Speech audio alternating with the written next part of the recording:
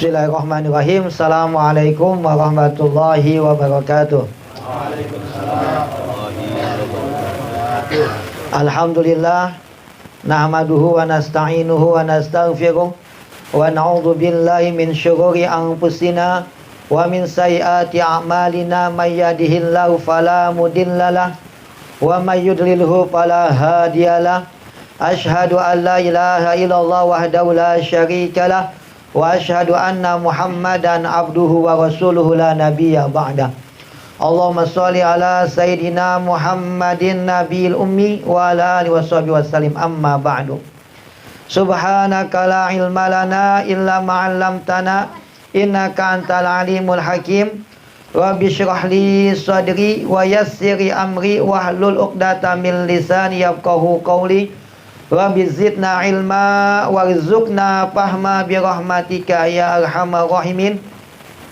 Radina billahi rabba wa bil islami dina wa bi Muhammadin nabiyya wa rasulah.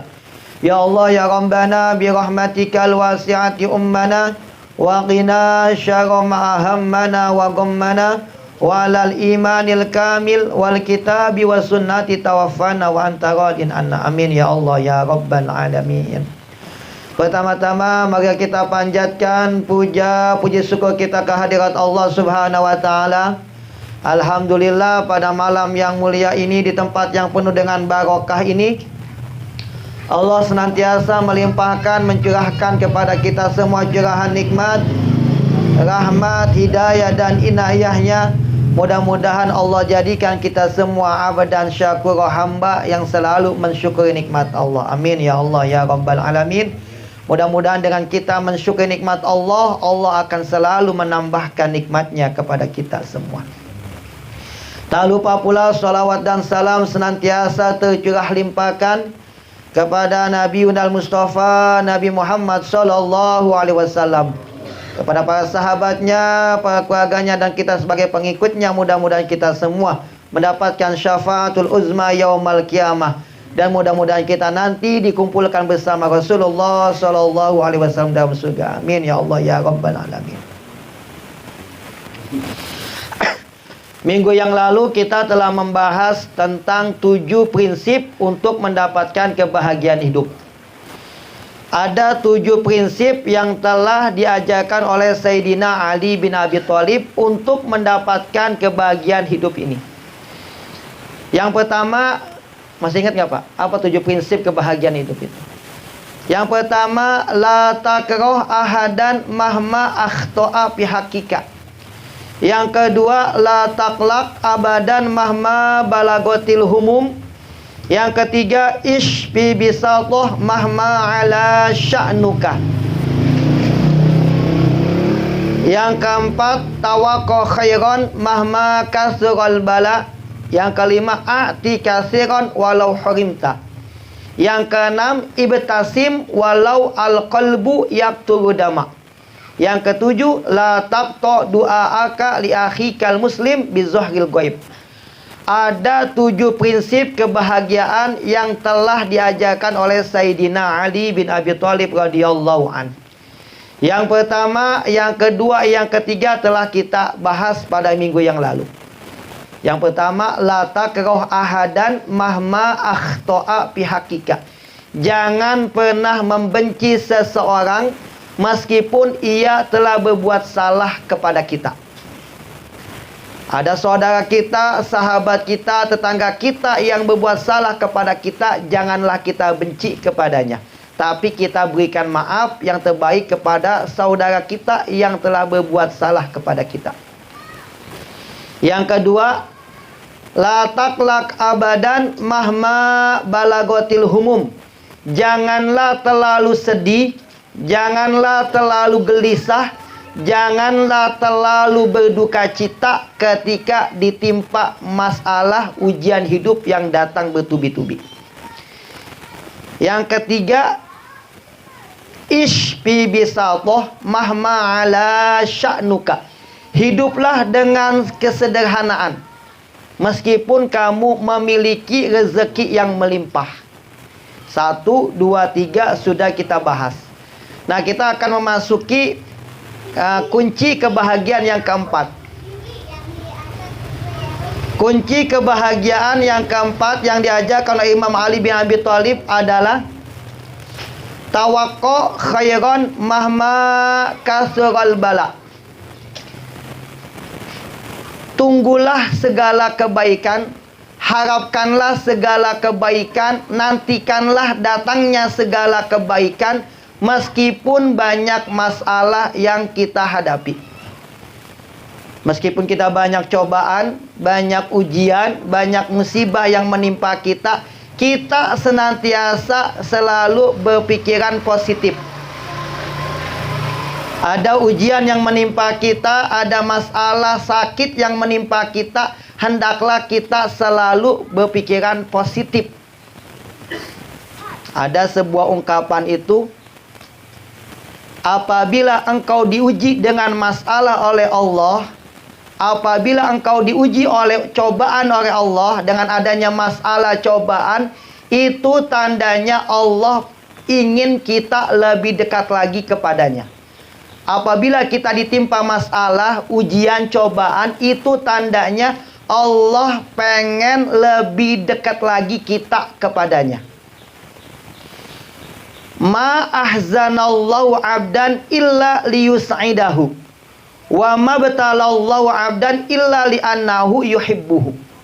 Ini ada dua ungkapan yang sangat indah.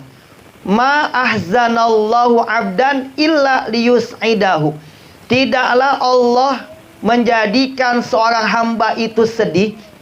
Tidaklah Allah menjadikan seorang hamba itu dalam keadaan sedih illa liyus'idahu, kecuali nanti Allah pasti akan memberikan sebuah kebahagiaan yang sangat luar biasa. Di balik kesedihan yang kita rasakan, di balik musibah yang sedang kita hadapi, di balik sebuah masalah yang sedang kita hadapi, itu ada hikmahnya. Suatu saat kita akan merasakan sebuah kebahagiaan yang sangat luar biasa. Ma ahzanallahu abdan illa liyus'idahu. Tidaklah Allah menjadikan kita sedih dengan masalah tersebut, kecuali Allah ingin membahagiakan kita. Suatu saat pasti akan ada kebahagiaan yang kita dapatkan dari masalah yang telah kita jalani. Wa ma batalallahu abdan illa li'annahu yuhibbu. Tidaklah Allah memberikan cobaan kepada kita, tidaklah Allah memberikan ujian hidup kepada kita, kecuali itu tanda Allah cinta kepada kita. Maka tanda cinta Allah kepada kita, tanda sayangnya Allah kepada kita adalah dengan diberikan cobaan dan ujian dalam hidup ini. Semakin Allah sayang kepada kita, semakin Allah cinta kepada kita, maka Allah akan selalu memberikan ujian hidup untuk kita. Kita kalau pengen naik kelas, pasti ada yang namanya ujian. Kelas 1 pengen naik kelas 2, ikuti dulu ujian. Kelas 2 pengen naik kelas 3, maka dia mesti melewati yang namanya ujian. Begitu juga dengan hamba. Apabila ia ingin naik kelas, maka mesti ada ujian yang mesti ia lewati dan ia jalani. Ada sebuah hadis yang menjelaskan, apapun yang menimpa kita itu semuanya adalah kebaikan. Bahkan sakit yang menimpa kita.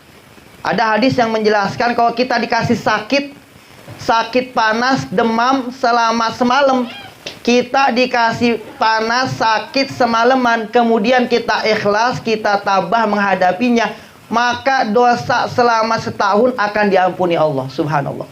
Kita sakit panas semalaman, kita ikhlas, nggak kesel, nggak ngeluh, maka dosa kita selama 1 tahun itu akan diampuni Allah. Bahkan ada hadis yang menjelaskan, siapa yang dikasih sakit selama 3 hari 3 malam, kemudian dia ikhlas, maka dosanya akan diampuni, dan dia akan diampuni dosanya, suci dari dosa sebagaimana bayi yang baru dilahirkan daripada perut ibunya. Subhanallah. Kita dikasih sakit, cobaan hidup buat kita. Dengan sakit itu maka dosa kita akan diampuni Allah Subhanahu wa ta'ala. Tidak ada kesedihan yang sifatnya abadi. Wa ma min syiddah illa sayatilaha min ba'di syiddatiha rakha. setelah ada kesedihan, setelah ada musibah, pasti akan ada kenikmatan yang akan kita rasakan. Jadi segala musibah yang menimpa kita itu akan membuat kita nanti lebih dewasa lagi dalam menghadapi hidup. Saya ngasih contoh ini, ada tokoh namanya Syekh Ammar Bugis. Mungkin ada yang kenal namanya Syekh Ammar Bugis. Lahirnya tahun 1986. Lahirnya di Amerika Serikat. Bugis itu dia datuknya, kakeknya masih keturunan orang Sulawesi, sukunya suku Bugis. Maka namanya Syekh Ammar Bugis. Beliau ini dikasih cobaan yang sangat luar biasa. Cacat, semua anggota tubuhnya cacat, lumpuh total. Yang berfungsi cuma mata dan juga lidahnya saja. Matanya bisa melihat dan juga lidahnya yang selalu terjulur ke depan. Jadi semua anggota tubuhnya cacat. Dikasih cobaan yang sangat luar biasa. Dia itu divonis sama dokter usianya cuma 8 tahun doang. Karena penyakitnya yang dasar, divonis usianya itu cuma sampai 8 tahun doang. Ternyata sampai dewasa Allah kasih beliau usia panjang. Ketika usia 11 tahun beliau hafal Quran, mulai menghafal Quran. Ternyata selama itu 11 tahun, usia 11, 12, 13, selama 2 tahun beliau sampai hafal 30 juz. Padahal cacat, lumpuh total. Ternyata usia 11 sampai 13 tahun sudah hafal Quran 30 juz. Beliau masuk ke dalam sebuah perguruan tinggi yang sangat terkenal. Setelah itu beliau mengikuti kuliah dan beliau mendapatkan nilai yang terbaik di dalam perguruan tinggi tersebut sampai mendapatkan titel sebagai profesor. Cacat, lumpuh total, hafal Quran 30 juz, usianya masih 13 tahun, bahkan masuk perguruan tinggi, dapat gelar profesor sebagai bentuk usaha yang beliau lakukan selama ini. Jadi dia sakit, tapi sakitnya itu tidak menjadi hambatan untuk mendapatkan kesuksesan. Maka beliau tuh ngasih sebuah ajaran kepada kita, sebuah nasihat. Jadi yang namanya penyakit itu, yang namanya kekurangan fisik bukanlah hambatan kita untuk lebih maju ke depannya. Jadi yang namanya penyakit itu bukan hambatan kita untuk menggapai sebuah cita-cita yang kita inginkan. Ini pelajaran yang kita ambil daripada Syekh Ammar Bugis. Divonis 8 tahun, ternyata usia 13 tahun hafal 30 juz, bahkan mendapatkan gelar profesor. Padahal itu dijalaninya dengan segala keterbatasan fisik yang sangat luar biasa. Kata beliau itu, cacat fisik bukanlah penghambat, tapi cacat yang sesungguhnya bukanlah cacat fisik. Cacat yang sesungguhnya adalah cacat kemauan dan juga cacat pikiran. Cacat fisik bukanlah penghambat kita untuk menggapai prestasi yang tinggi. Cacat yang sesungguhnya bukanlah cacat fisik, tapi cacat yang sesungguhnya adalah cacat kemauan dan juga cacat pikiran. Maka beliau dengan segala keterbatasannya, beliau bisa menggapaikan apa yang beliau cita-citakan. Namanya Syekh Ammar Bugis. Nanti bisa dibuka di YouTube. Ini tokoh yang sangat inspirator buat kita, motivator buat kita. Cacat tapi bisa menggapai cita-cita. Maka selalu berpikiran positif meskipun kita ditimpa masalah yang sangat luar biasa. Tidak ada musibah yang abadi. Tidak ada duka yang sifatnya abadi. Tidak ada kesedihan yang sifatnya abadi. Semua adalah sementara. Wa ma min syiddah illa sayatilaha mim ba'di syiddati yarkha. Setelah masalah, setelah ujian, setelah musibah, akan ada kenikmatan yang akan kita rasakan. Buahnya adalah kenikmatan yang sangat luar biasa. Maka selalu berpikir positif meskipun kita dalam keadaan musibah yang sangat luar biasa. Maka prinsip yang keempat adalah selalu berpikiran positif meskipun kita dalam ujian yang sangat berat. Yang kelima, a'ti katsiran walau hurimta. Berikanlah kebaikan sebanyak-banyaknya meskipun kamu dalam keadaan sangat kurang. Kamu sedikit harta, kamu miskin, kamu kurang, tapi hendaklah kamu bisa memberikan sebanyak-banyaknya. Yang kita berikan bukan cuma harta doang. Kita membantu saudara kita bukan dengan materi doang. Kalau kita punya ilmu, maka berikanlah ilmu kita. Kalau kita punya harta, maka berikanlah harta kita. Kalau kita punya tenaga, maka berikanlah tenaga kita. Meskipun kita dalam kekurangan, kita masih bisa membantu dengan apa yang kita miliki. Kita punya tenaga dengan tenaga kita. Kita punya ilmu dengan ilmu kita. Sekalipun kita nggak punya apa-apa, masih punya kemauan. Yaitu dengan doa kita berikan kepada saudara kita. Maka berikanlah sebanyak-banyaknya meskipun kita dalam keadaan kurang. Atau dalam keadaan yang tidak memungkinkan. Khairun nasi anfa'uhum linnas. Sebaik-baiknya manusia adalah manusia yang paling banyak manfaatnya. Manusia yang paling utama, manusia yang paling baik, manusia yang paling mulia adalah manusia yang paling banyak manfaatnya. Bisa dengan ilmu, bisa dengan tenaga, bisa dengan harta. Kita bisa memberikan apapun yang kita miliki untuk membantu saudara kita.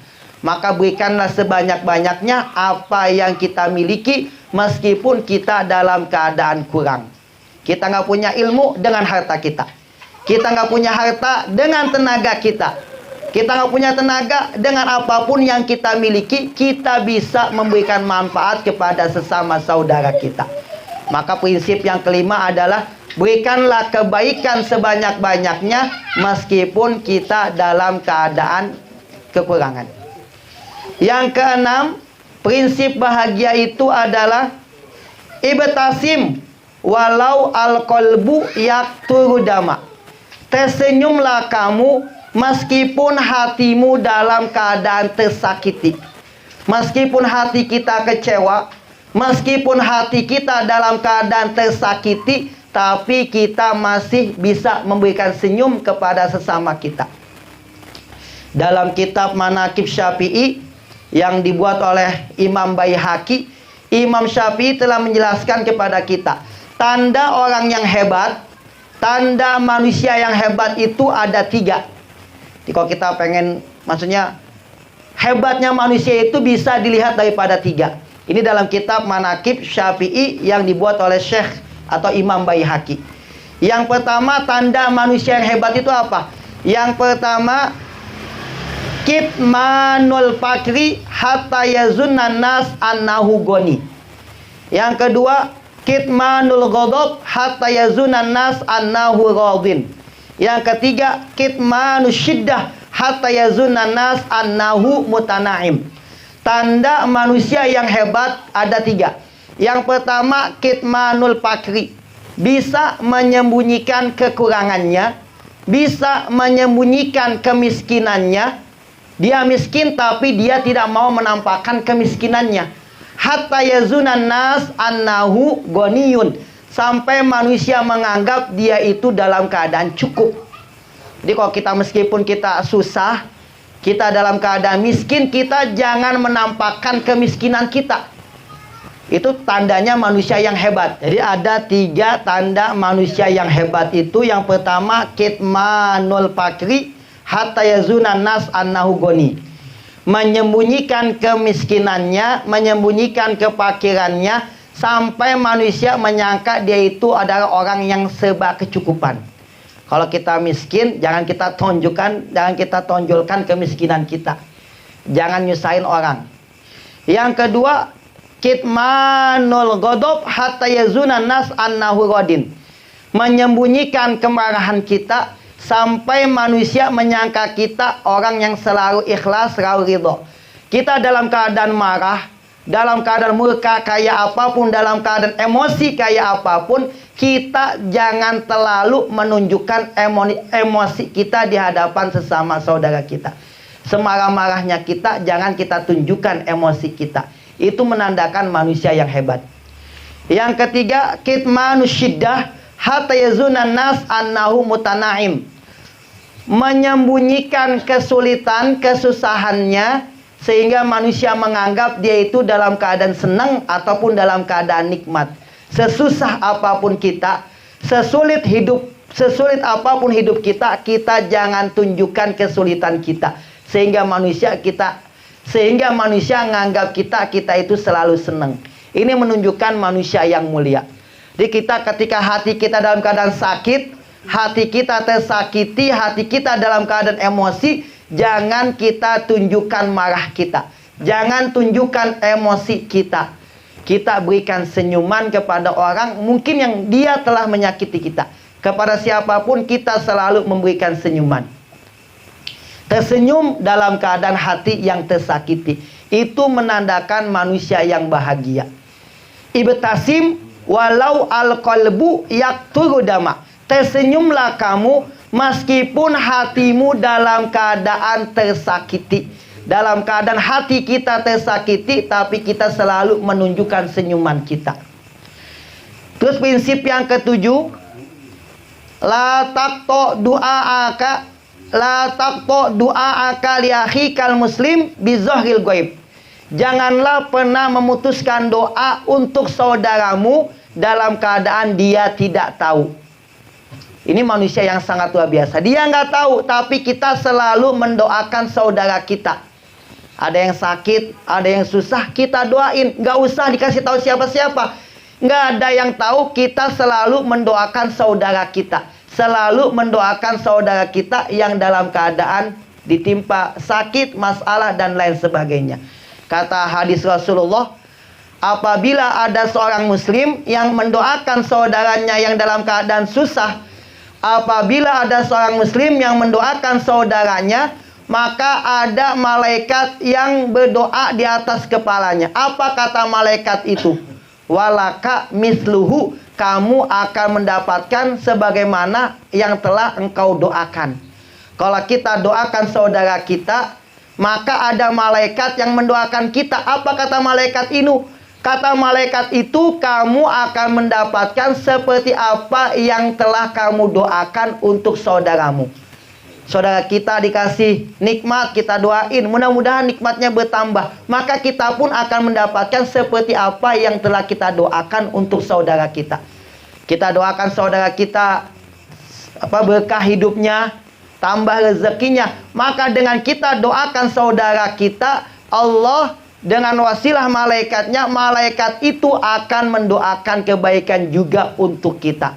Maka untuk mendapatkan prinsip hidup yang ketujuh, jangan pernah berhenti untuk selalu mendoakan sesama saudara kita. Yang pertama, jangan pernah benci meskipun dia salah kepada kita.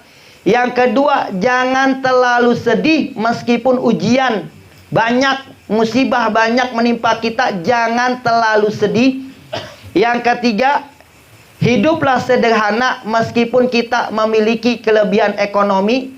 Yang keempat, selalu berpikiran positif meskipun kita dalam ujian yang sangat luar biasa.